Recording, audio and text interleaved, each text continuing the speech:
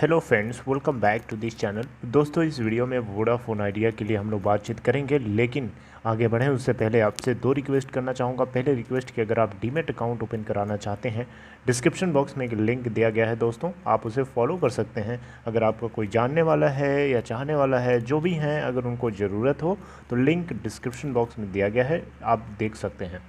दूसरी रिक्वेस्ट कि अगर आप चैनल को फर्स्ट टाइम देख रहे हैं तो सब्सक्राइब करके बेल आइकन को ज़रूर से हिट कर लीजिएगा, ताकि आपको किसी भी वीडियो की नोटिफिकेशन मिल जाएगी डायरेक्टली और आप मिस नहीं कर पाएंगे।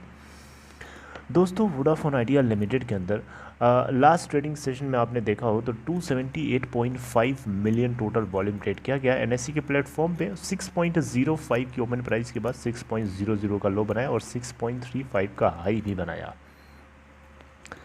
मार्केट कैप इसकी घट करके 17,528 करोड़ रुपए हो चुकी है और इसका 52 वीक लो 4.55 का है और हाई है 13.80 का। दोस्तों, लास्ट ट्रेडिंग सेशन में डिलीवरी परसेंटेज अगर आप देखें तो बहुत कम है, ना के बराबर है। आप देखें यहाँ पे 20.8% है, बहुत कम तो नहीं है, लेकिन ये 20.8% फिर भी है। आप देख सकते हैं यहाँ पे 7,76,62,500 शेयर्स की डिलीवरी उठाई गई। टोटल 37,39,26,600 शेयर्स की ट्रेडिंग करी गई एनएससी बीएससी का मिला करके। दोस्तों, आप लोगों से मैं एक्सक्लूसिव तरीके से इस वीडियो में बातचीत करना चाहता हूँ। देखिए, अब आपको मैं सबसे पहले तो यहाँ बता देता हूँ, म्यूचुअल फंड्स देखिए यहाँ पे आप देख सकते हैं। म्यूचुअल फंड्स की जो होल्डिंग है थोड़ी सी बड़ी है, बहुत पार्शियली बढ़ा है, बहुत ज़्यादा नहीं बढ़ा है। और number of mutual fund schemes की बात करें 15 से 21 हो गई है, ये भी बहुत ज़्यादा नहीं बढ़ी है। लेकिन FIIs और FPIs का जो डेटा है और वो नंबर्स हैं वो काफ़ी गिरे हुए हैं, राइट। हालांकि ज़्यादा नहीं गिरावट है, उसमें भी 4.6 से घट करके 4.29% हो गई है होल्डिंग उनकी FIIs की। और नंबर ऑफ़ FIIs और FPIs जो हैं 210 थे पहले और अब 208 हो चुके हैं, तो कोई बहुत ज़्यादा नहीं है, लेकिन है गिरावट है।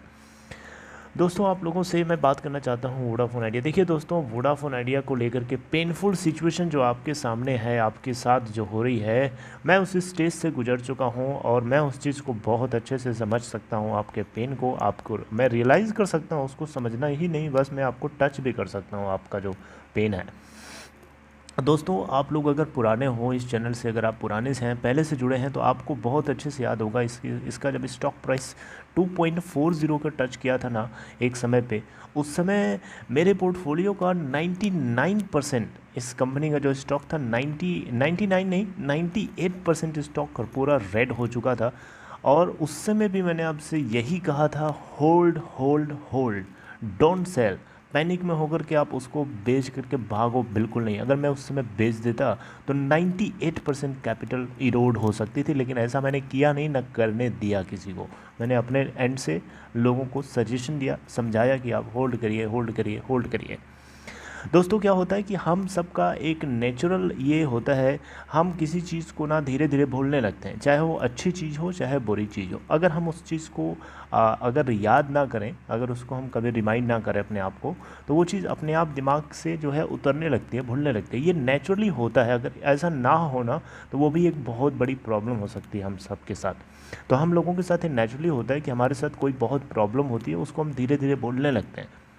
तो दोस्तों, यहाँ पे ये दोनों तरीके से देखा जाता है, नेगेटिवली एंड पॉजिटिवली। दोस्तों, नेगेटिवली कैसे कि जैसे मान लीजिए आपका पोर्टफोलियो इसमें रेड में है इस कंपनी के स्टॉक को लेकर के, और ये इतना ज़्यादा फ्रस्ट्रेटेड कर चुका है, इतना ज़्यादा फ्रस्ट्रेटेड कर चुका है हर अलग अलग लेवल से, कि आप इसको भूल ही नहीं सकते। आपको मैं कितना भी पॉजिटिव रहने के लिए अपडेट करता हूँ, न्यूज़ देता हूँ, बताता हूँ, समझाता हूँ, लेकिन फिर भी आप नेगेटिव हो जाते हैं इसके स्टॉक मोमेंट को लेकर के, इसकी परफॉर्मेंस को देख करके। क्योंकि बिकॉज़ आप चीज़ों को, पॉजिटिव चीज़ों को सस्टेन नहीं कर पाते हैं ज़्यादा देर तक। ये नेचुरल है दोस्तों, ऐसा होता है। तो इसीलिए ज़रूरी है आपको समय समय पर बूस्ट करना इन चीज़ों को लेकर के। देखिए दोस्तों, आपसे मैं बोलना चाहूँगा, वोडाफोन आइडिया के स्टॉक को लेकर के अभी आप पैनिक ना करिए। अभी आपको और इसमें डिप होता हुआ दिखाई इसलिए दे सकता है क्योंकि अभी सुप्रीम कोर्ट से रिव्यू पिटीशन के ऊपर क्या फ़ैसला आना है और सरकार अभी आगे क्या लेके आती है, दैट विल सेटिस्फाई दिस और नॉट, ये चीज़ हम नहीं अभी प्रेडिक्ट कर सकते ना। तो इसीलिए अभी इसमें डिप और देखने को मिलेगा। इसके अलावा आप ये भी समझ लीजिए कि अभी जियो फ़ोन लॉन्च करेगा, तो वो भी एक इसके लिए नेगेटिव पॉइंट होगा। तो इन चीज़ों को लिए आप तैयार रहिए, अभी आप पैनिक पैनिक इतना ना करिए, क्योंकि अभी आगे आपको और पैनिक जैसी सिचुएशन देखने को मिल सकती है। तो आप उसके लिए तैयार रहिए, ताकि आप उन पॉइंट्स के ऊपर उस टाइम में उस पॉइंट के पॉइंट ऑफ प्राइस के ऊपर आप एवरेजिंग करना चाहें तो कर सकते हैं। That will be better better better, right. लेकिन देखिए, थोड़े थोड़े अमाउंट से करना है, एकदम अचानक पूरा डिप झोंक नहीं देना अपने पूरे जो भी आपकी कैपिटल है, क्योंकि ये रिस्की भी है।